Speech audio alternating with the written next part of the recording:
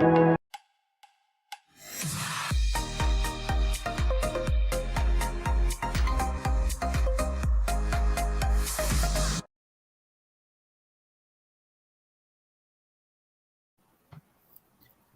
everyone. This is Building SaaS on AWS. My name is Christopher Logan. I am your host today. This show is mainly about showcasing great architectures, partners, and products that'll help you get on your journey on building SaaS on AWS. Today, we have some amazing guests today, but I'll let you know also Mr. Bingham, who is the normal host here, is in lovely Bangkok at the moment. So I'll be flying solo on this and doing my first Twitch. So if anything goes wrong, I blame Derek. So today we are talking to a company called Fauna with two very special guests. So Curtis Bray, who is a director of engineering for tools and infrastructure at Fauna. Curtis, welcome. Thank you for having me, Christopher. Thank you. And we have Satya Balakrishnan, who is a senior solutions architect at AWS, joining us today as well. Satya, hello. Hey, everyone. Glad to be on the show. So today we've got a lot of stuff to go through, and probably more than we'll actually get through. And a super exciting company, a super exciting product. So Curtis, let me throw it over to you. Talk us a little bit through what Fauna is, what it does, and why people need it. Sure. Yeah, so Fauna is a distributed document relational database, and folks may have not heard the term document relational before, but you can think of it as a traditional document database that you may be familiar with, but also allows you to have relations to other documents. So it gives you some of that that kind of interaction that you may be familiar with a traditional relational database. It's a fully managed service that is available to our customers. Awesome. And so this show is really targeted at technical people who want to see how it works, what it does, how they're going to use it, and how it's applicable to their day-to-day. So we would love you to go through, ideally, what does the architecture look like? Let's look a little bit behind the covers of Fauna. Definitely. Yeah. So to kind of set the stage on the architecture, I promise I won't go too crazy with the slides. I just have a couple here that because sometimes pictures really help when we're discussing architecture. So yeah, there we go. So like I said, Fauna is a distributed database platform, and as this slide talks about, it's both storage and compute, and I'll talk a little bit about the compute side in a minute, but here let's talk about how we lay out our storage and how that works in a distributed manner. So in this example, we've got we break up our data and spread it across replicas. Each replica is in a geographic region. We call them region groups, and here we're depicting our U.S. region group that has three replicas spread across the U.S. And each replica then actually contains the entire corpus of data for that region group. So each of these replicas has a full set of the data, and within each replica, then there's a set of nodes, right? And this allows us to basically shard our customers' data across these nodes. And for folks that have used database sharding, you may start to kind of cringe a little bit and think, man, now I need to start dealing with my shard keys and all this kind of stuff. And the beauty is that Fauna is actually taking care of that for you kind of under the covers. So you don't need to think about that as a user of Fauna. If the region group and these replicas start to get full, we can scale these data nodes horizontally to add additional capacity for the storage layers. So as our viewers are thinking about building their own SaaS architectures, this is one of the things, right, AWS preaches is really that horizontal scalability, right? Yeah. Because maybe when you start, you have a small number of customers, but if you're relying on just bigger and bigger instances, you're eventually just going to run into those bottlenecks and not be able to scale. So that's why we've chosen that horizontal scaling approach. So and the multi-region aspect of Fauna is going to be super valuable for a lot of your customers and a lot of potential customers as well. You know, there's a lot of use cases there, and so what I'd love you to go through as well, in a minute, is to go through. Let's talk through a demo. But is there anything else that you want to talk through in this architecture example?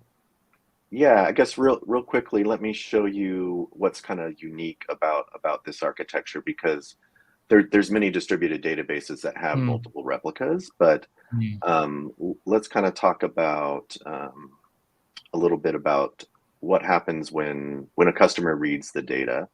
Again, each replica contains a full set of data, so the users will be directed to the replica that's closest geographically to them, and they'll read their data. This looks, again, very similar to other databases out there, but a lot of times the other distributed databases will make a compromise when it comes to serializability and consistency, and that's where Fauna is a bit different. So in a use case where a customer's writing, we have two different customers here. They're writing data to different replicas. Let's pretend they're both making a change to a record in a bank account record, right? And each of these transactions is removing all the money from that bank account. Of course, you don't want both to be committed and all of a sudden have the bank account being overdrawn. So a lot of times what distributed databases will do is have a read-write replica where it directs all those transactions to that read-write replica, and then that will propagate out to read-only replicas. And what's really different about Fauna is that we've built a transaction protocol. It's actually based out of a paper out of Yale. It's called the Calvin protocol, that ensures that our data is consistent and serializable. So that's pretty slick, we think, and it really makes using Fauna, when you're writing applications, you no longer need to wait for the eventual consistency of those propagations from a read-write to a read-only replica. So it really kind of simplifies that application development on top of the database.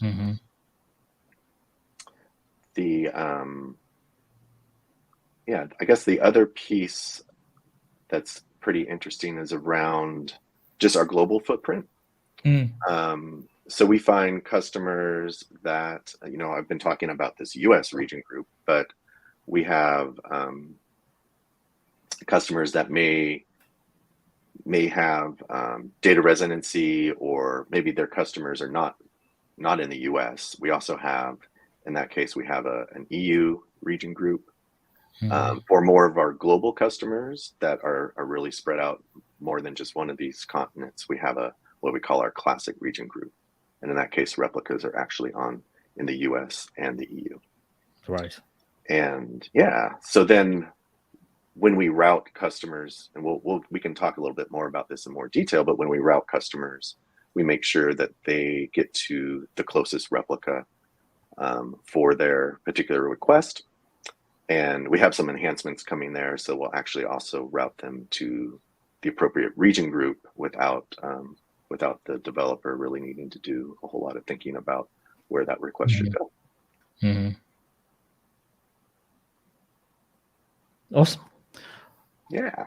Thank you, Curtis. Let's dive in. Let's see how this thing works. You presented a compelling case, and now let's see it in action.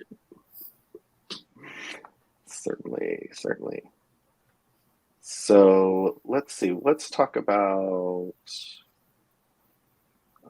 Sorry, I'm gonna get the right window up here.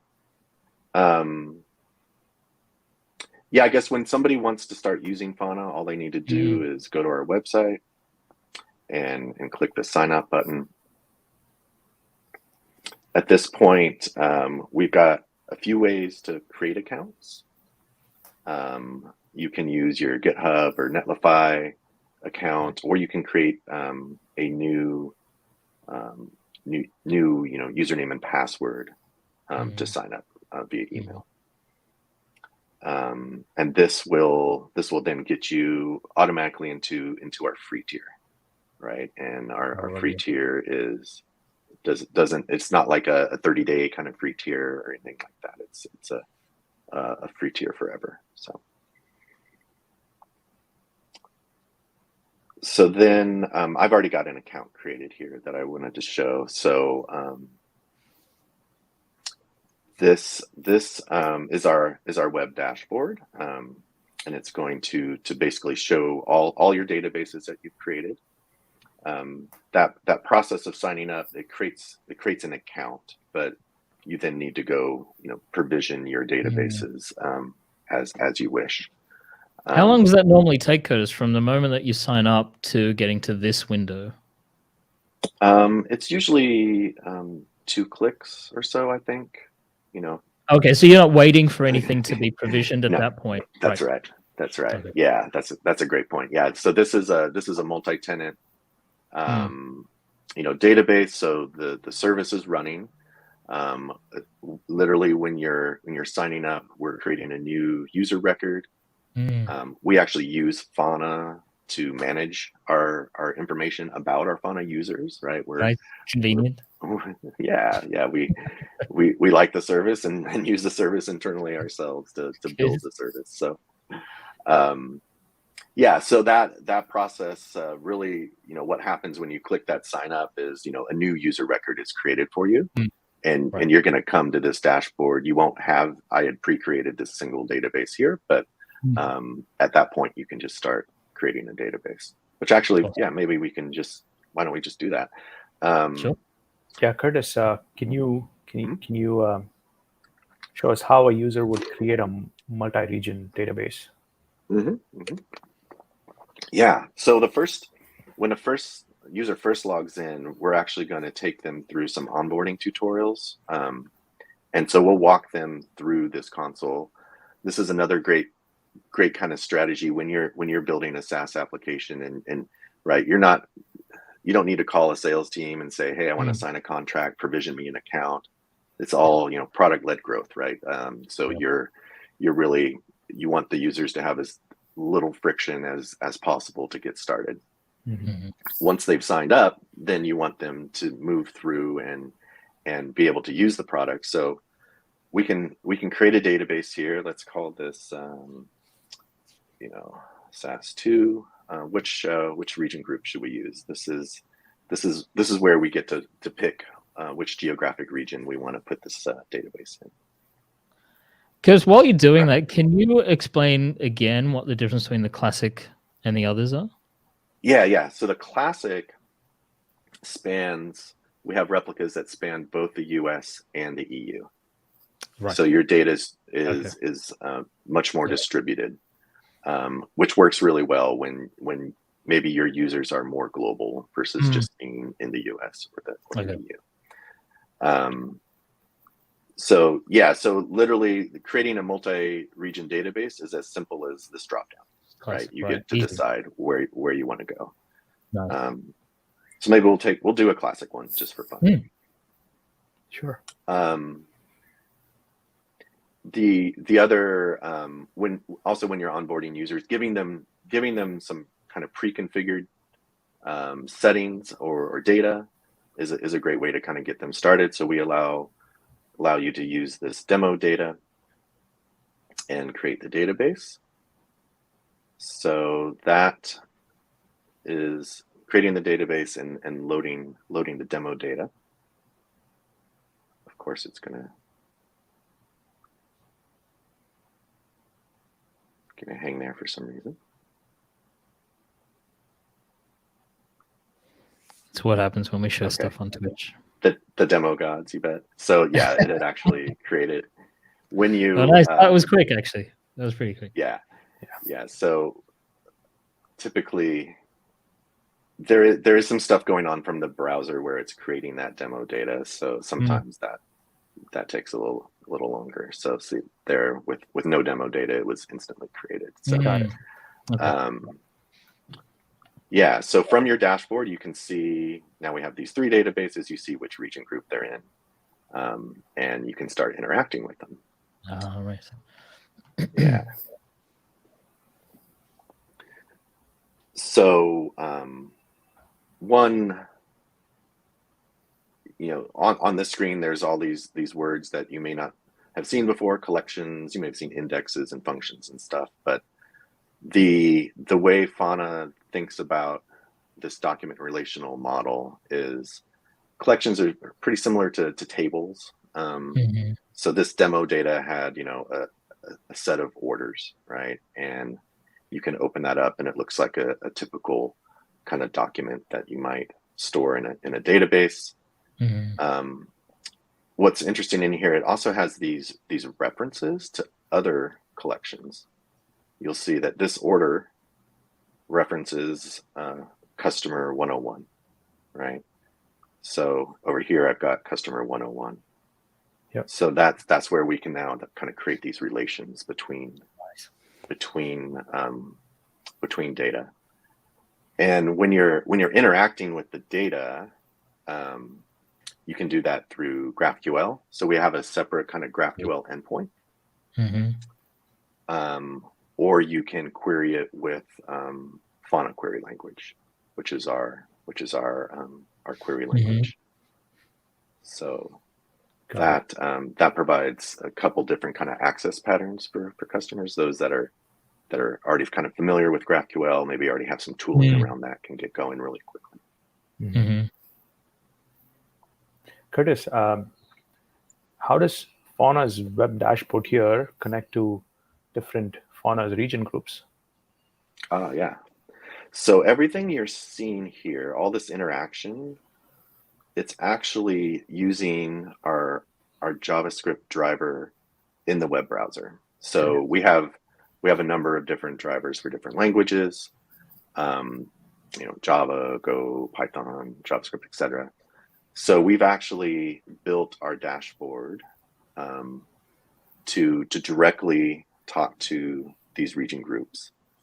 So as I'm clicking through and I'm getting these documents, there's no application server in the middle. It's literally the browser making a call to the Fauna DB endpoint and then rendering that data that comes back straight in the browser. So another example of us kind of using our product to kind of manage and build the product. Got it. Yeah. So does it matter in the dashboard? So you can run shell. Can you run the queries? You can run a GraphQL query in the dash. Yeah. We have this little kind of, we call it the playground, where you can run some queries. You can upload your schemas and such. We also have a web shell here where we can run the Fauna query language queries as well. So this gives an easy way to just kind of experiment with your data and get familiar with it. Obviously, when you're building an application, you wouldn't be running it from here, but it's a great way to kind of get started. So awesome. I have this. So when I click run query here, I have this query that I had put together earlier. That just within 8 milliseconds that went from my browser, went and ran, and then returned the response. Nice. So so this is an interesting one where, like, we're getting all the order, everything that's in the orders table, but so here's some of the products But we also then the order, remember, only had a reference to the customer. But here I've actually kind of dereferenced that in the query, and I can see the first name and the last name of the customer for that order. Nice. Right. So when you think about kind of a distributed database, maybe you have users coming at you from all over. Maybe they're directly calling, using the database from their browser. You want to really kind of limit those round trips, right? Yep. So if you don't want your application to have to go get one record and then go get another, et cetera. So this really kind of gives you a lot of that power to do a lot of that work in a single request, and it really speeds up the user experience. Yeah, that's awesome. I can imagine how slow it would be if the browser had to keep doing all of that and returning it into the interface. Right. Yeah, that's great. That's great. So who are the people that are using this, Curtis? Like, who are the customers that are utilizing this, and what are the common use cases that you're seeing here? Yeah, so a lot of customers that are using Fauna will be those that are looking for a document database, but don't want to give up the power of some of the relational tools. Those that are maybe have a distributed application, maybe a gaming platform. Let's take, for instance, right? A lot of times your online gaming platform, you're going to have users spread out all over the place. So using something like Fauna for your account database, for your leaderboards and those types of things that you want to be distributed, but also need to stay consistent. You don't want people gaming the leaderboard by having transactions that aren't serialized and such. So so that's one type of customer. We see a lot of Jamstack developers as well. So those that are developing very rich web-based applications, and you can do things like I was just showing here, where you don't need that middle tier anymore for a lot of your application, because you can leverage the Fauna API directly from the browser to Fauna.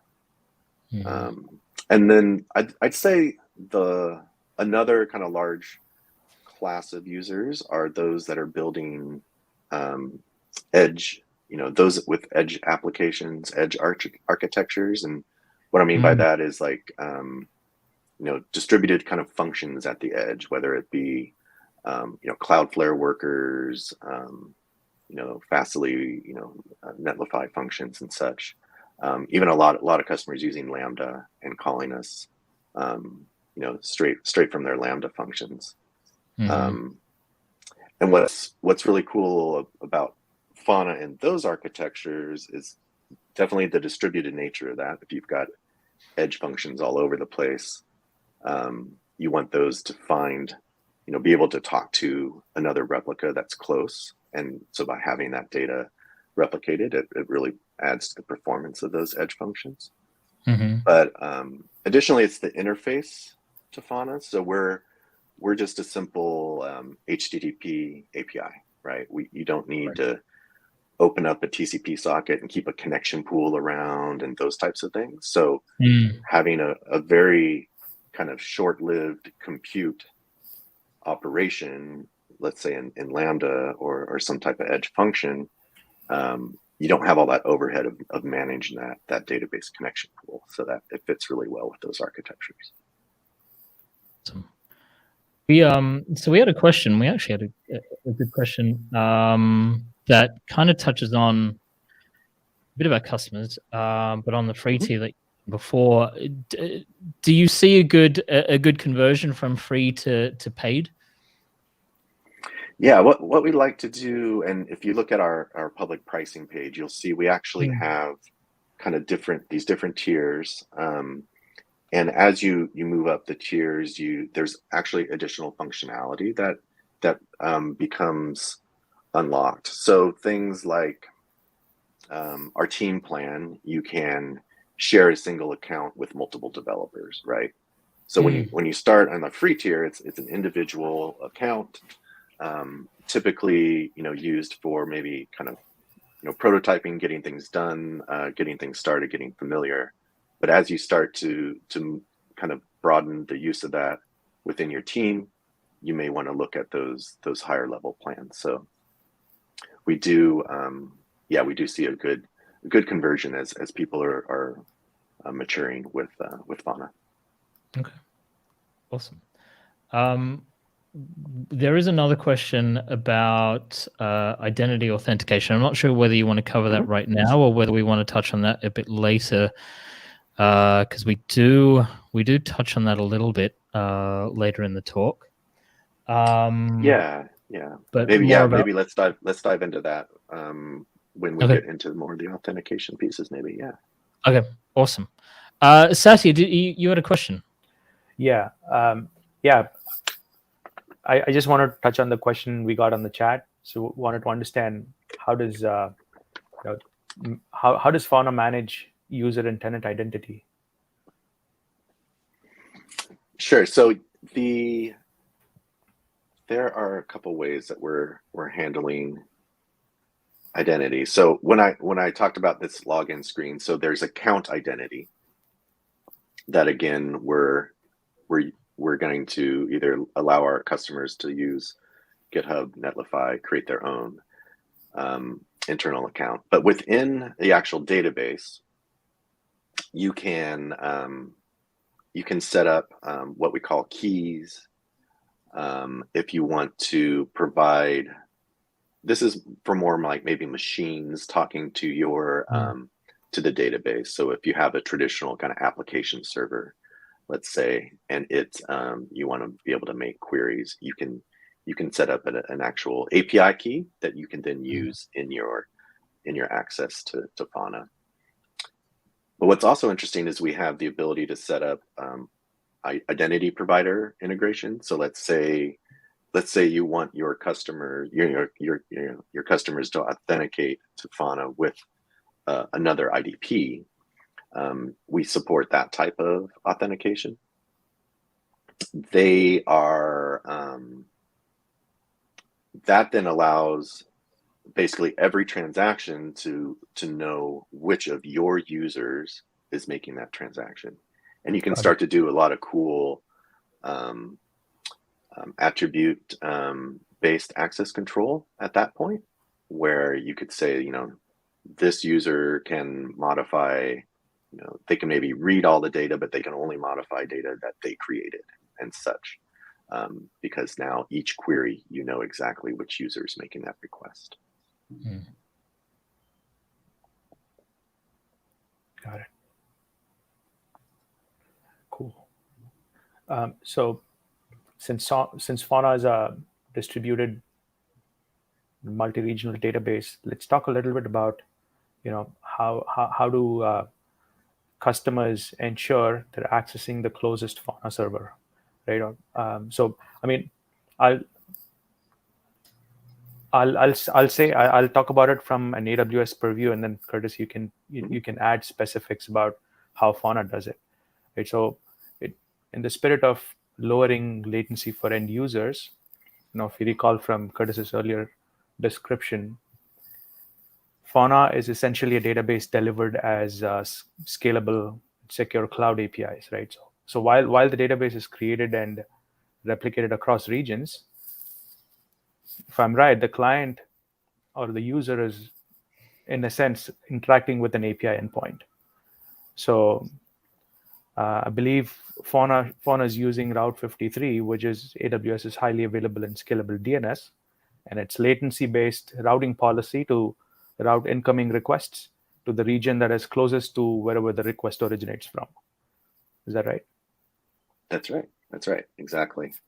So that's been a great service for us, because we basically set that up, and Route 53 just runs.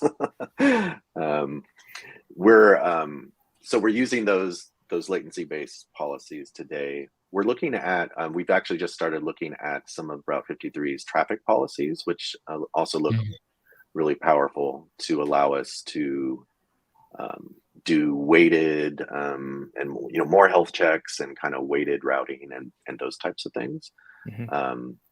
As we're digging into some of our new routing technology, we're looking to configure that as well. So we're pretty excited about the traffic policies.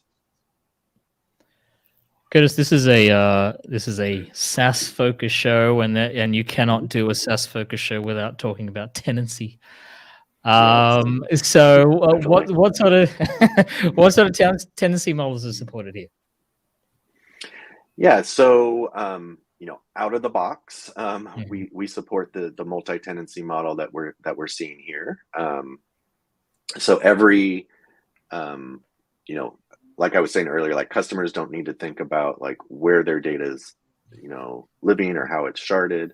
That's all running in our completely managed service. So every customer again has a unique key when they're making requests to our endpoint. So we're able to then map that key on a per request basis back to the tenant, and we're able to then we have built-in protections and access controls to make sure that request then can only see that tenant's data.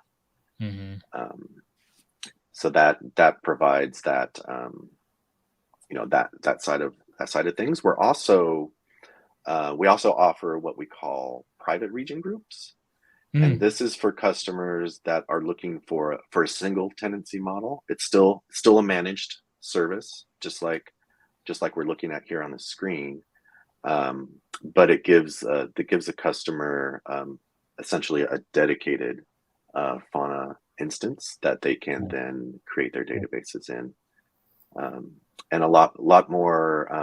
We saw earlier, you could actually, I don't know if we did see that. If I didn't show, if one of these 3 region groups isn't something you're interested in, or you have other requirements, you can put in a request, maybe maybe for something in Canada or Asia Pacific, those types of things.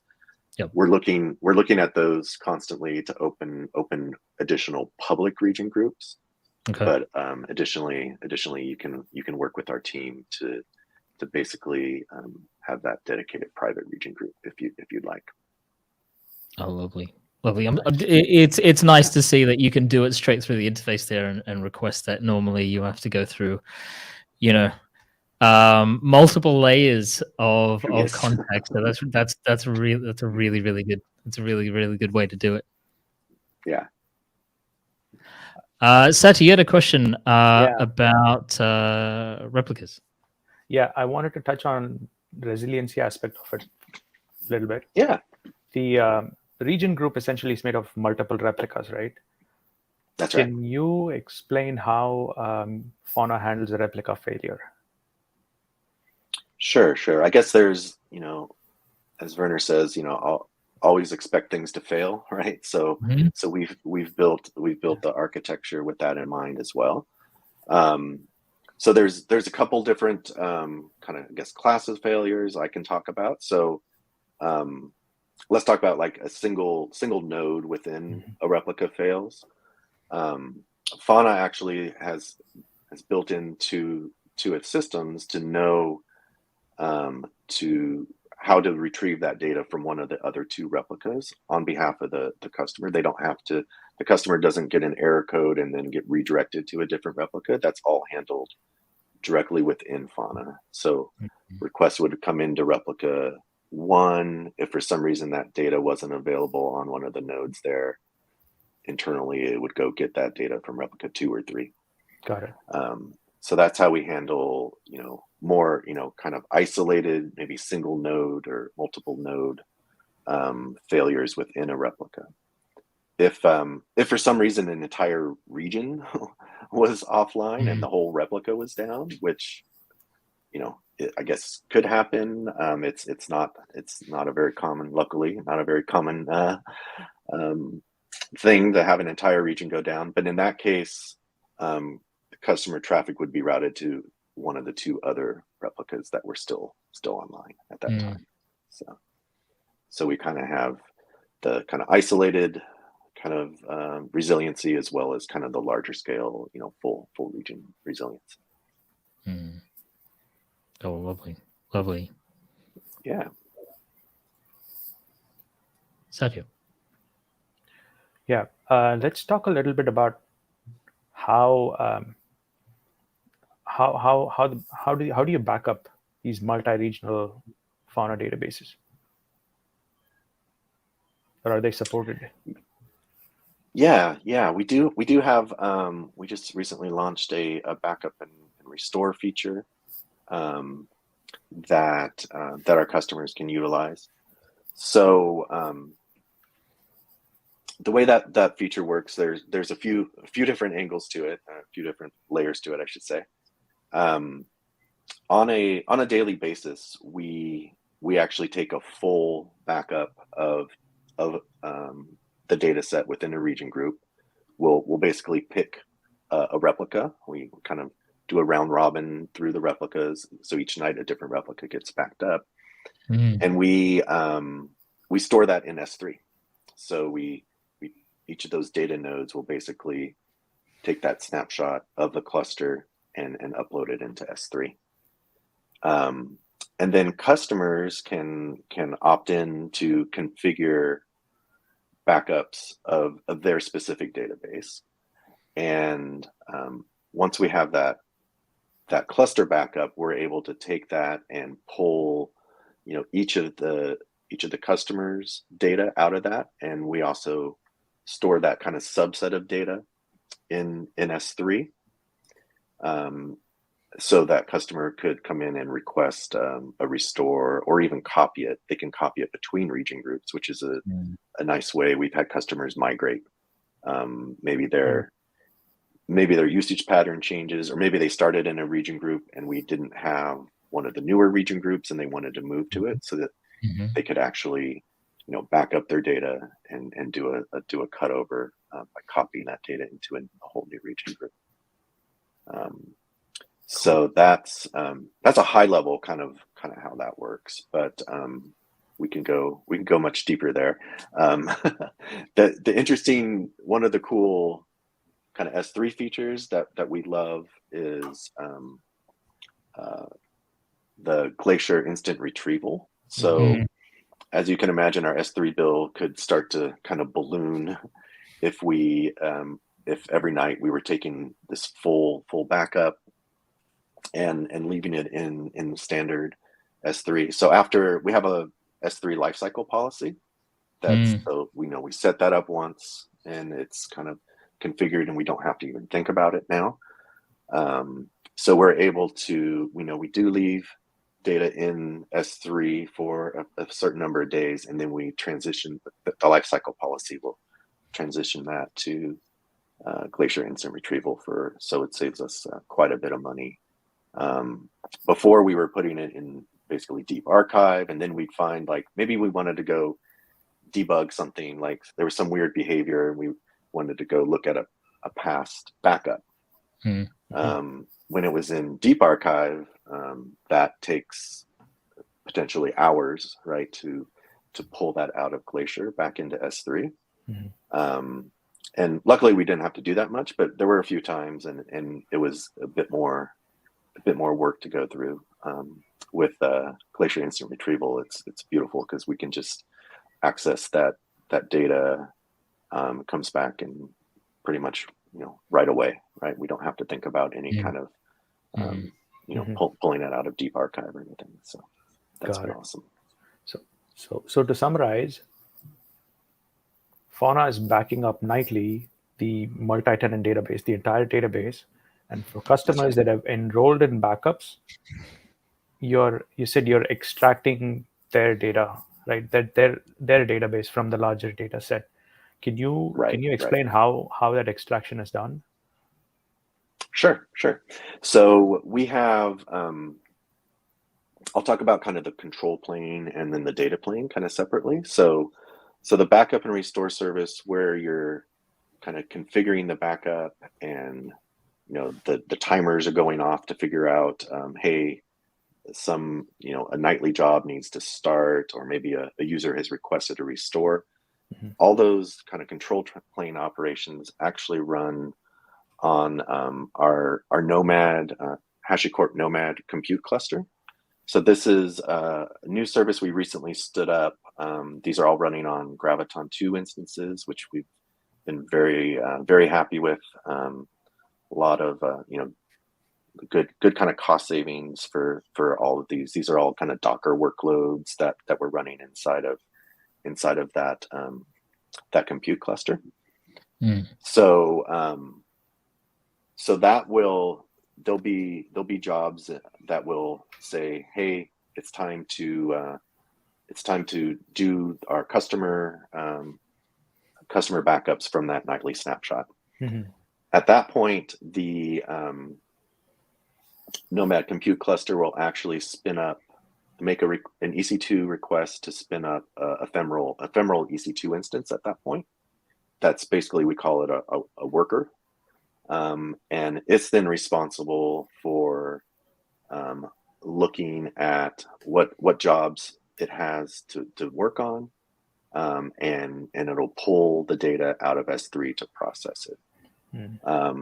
This is another example, the like list of jobs and what work needs to be done.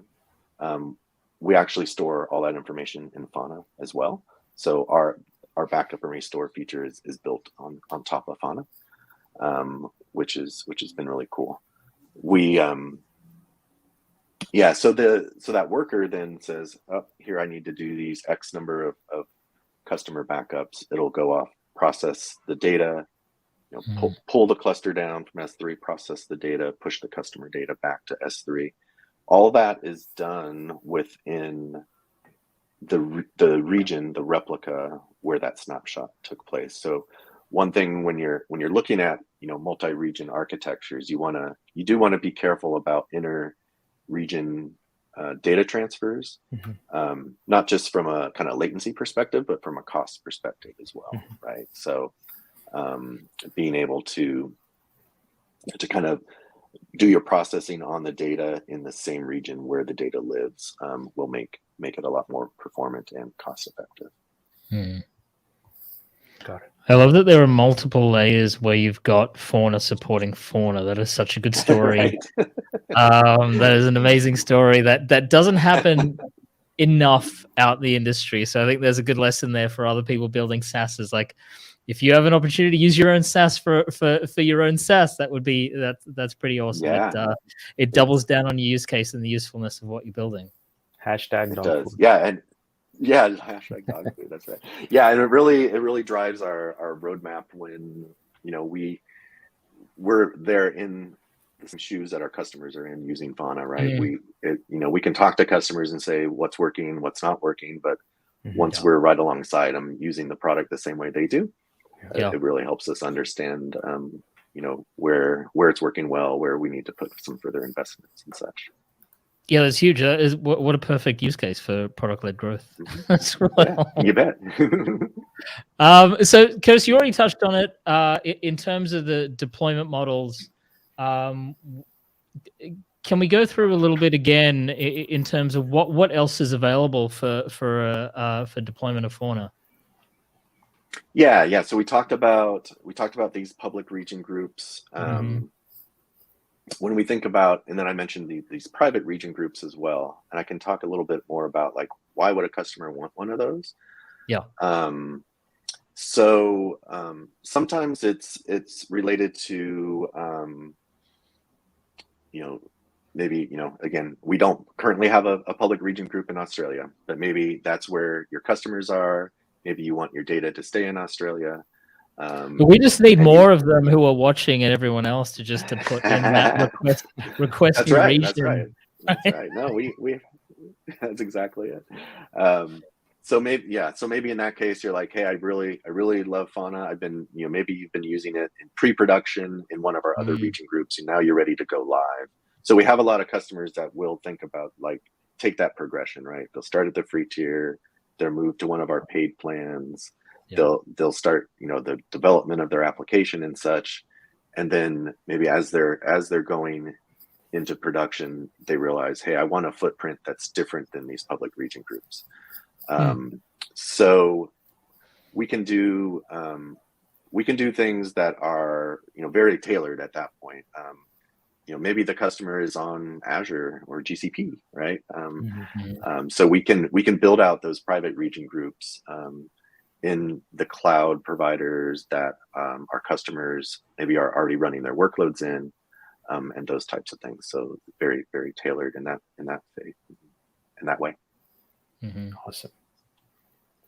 Curtis, switching gears a little bit, I'd love for you to show our viewers how you build Fauna's region groups. Yeah, that's a great one. Okay, so we I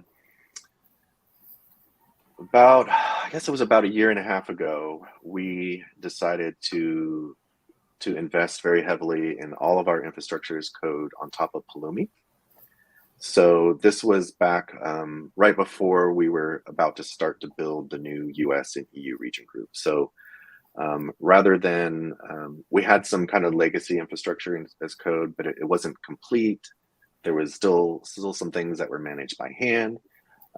So we made an investment to really kind of define a region group, what it takes, how these nodes are defined, how these different replicas are defined, and put some code around that inside of Pulumi. So for the viewers that aren't familiar, Pulumi is a multi, supports many different cloud services, not just regular infrastructures, IIS providers, but I don't know, they've got hundreds of different connectors. So yeah, actually I can show a little bit of code on how we do this. So when this is some examples of how we build out our development environment. So when we started to think about what does it take to build a region group, right? There's all those components, right? The replica, the node, what instance is the node going to use? How many nodes are going to be in that replica, et cetera, et cetera. So we didn't want to, hard code that definition into, a bunch of Python code. So we actually define our region groups in this YAML file. So this is just an example of our US region group. Again, this is our development. It's got spread across these different regions. It's talks about like which instance type that development node would use and such.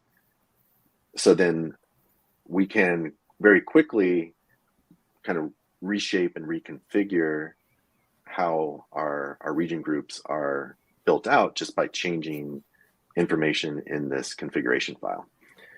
And then to the point earlier about being able to support multiple cloud providers, these machine definitions will kind of mean different things in different cloud providers. So this file then will drive our actual Pulumi implementation. And here's just a little snippet of like the AWS, like when we go spin up an instance, one of those data nodes, we can call this Pulumi EC2 instance, creation command. But a lot of this you'll notice it's all configuration based. Like we can drive which AMI we're going to use via configuration, which zone, which tags, all of this type of stuff. So we've written basically this little snippet of Pulumi Python code once, and then can drive it from that YAML file to build out any different kind of shape and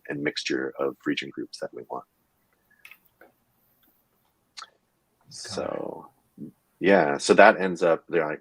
I'll just show real quickly here. I know we've got a lot of other questions, but this is the Pulumi dashboard, but you can see like here we've built out all the EC2 key pairs and instance profiles and the actual instance and security group, and all that was encoded in our infrastructure as code one time, and we can just kind of stamp these suckers out.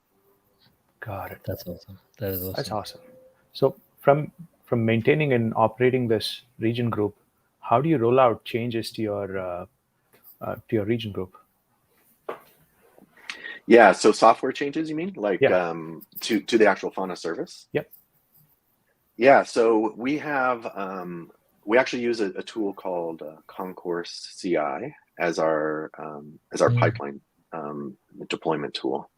And the way that works, we've actually modeled all the pre-production environments, development, staging, and then we've modeled each of our region groups in that tool so that when a code change is ready to deploy, it can move through that pipeline. And one of the key things to the way we've designed that pipeline is that we never deploy to all the region groups at once, right? You heaven forbid, like a code bug goes out, you don't want to take down your entire service across all your customers. So when you're looking at deploying your SaaS, changes to your SaaS service, you want to think about deploy to a small set of nodes, monitor that before kind of progressing and deploying at a faster velocity through the rest of your services. So Awesome. yeah. So we are coming close to the end of our hour here, but we do have time for one or two other questions, and I want to make sure we have we end with a call to action as well, and give the audience some places to go if they want to know or find out more. But let's ask. So, Curtis, what you showed is an amazing product, an amazing service. What's next? What's coming up for the future that we can be privy to? Yeah, so there's a number of exciting things just around the corner. One of those I'd alluded to earlier, some of the way we're doing the routing. We're actually going to we're using Route 53 for the latency-based routing.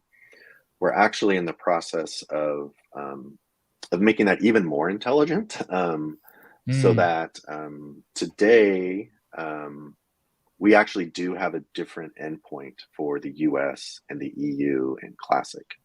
So as you're building an application, your application has to kind of hit those different API endpoints.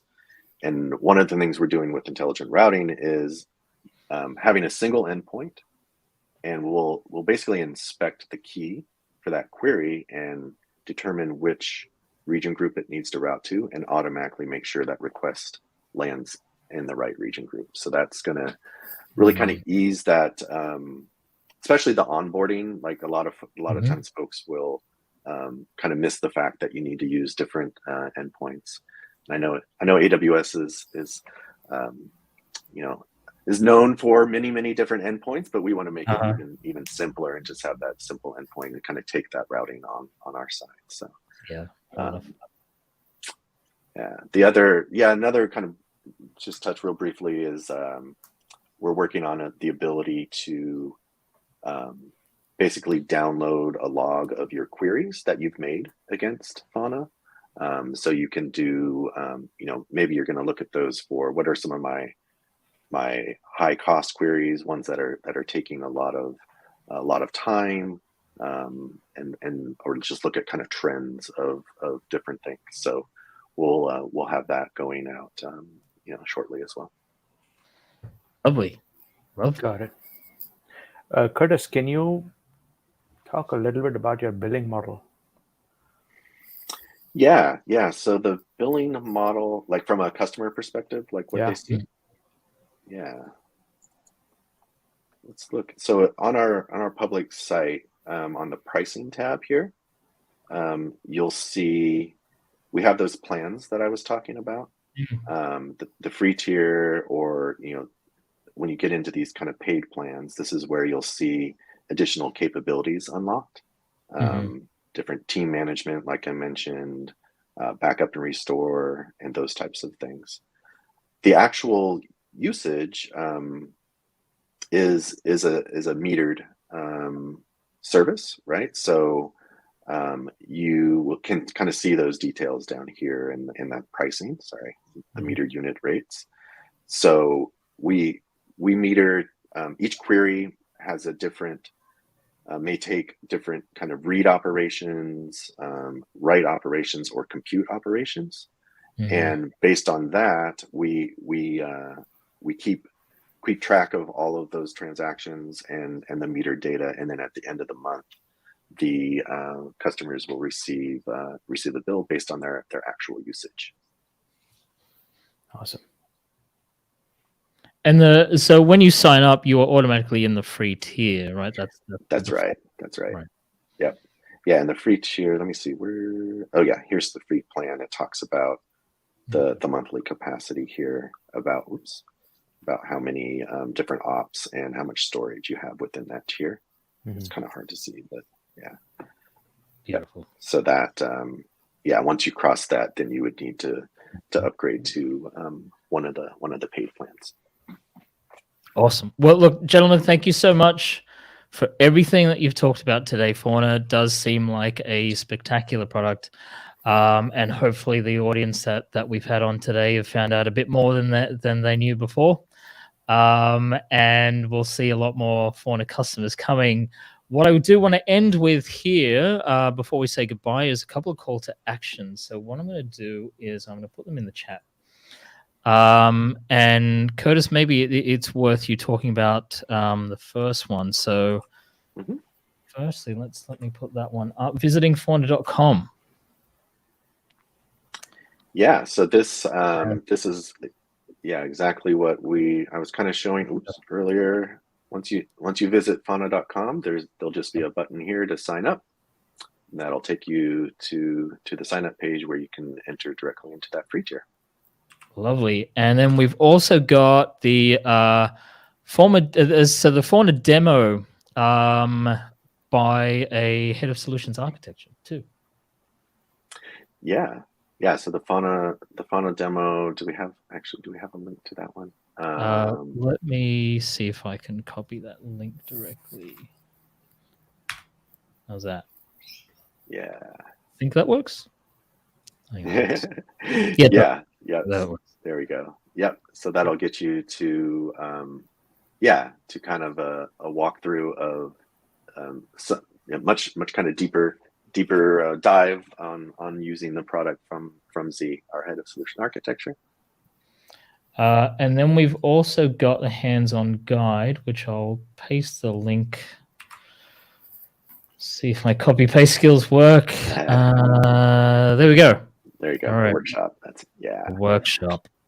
Lovely. Yeah, this is great. Yeah. So for those that are using Lambda, step functions, API gateway, this is a great workshop that'll go kind of step you through using those services with Fauna. So really fun to see how all the serverless solutions work together.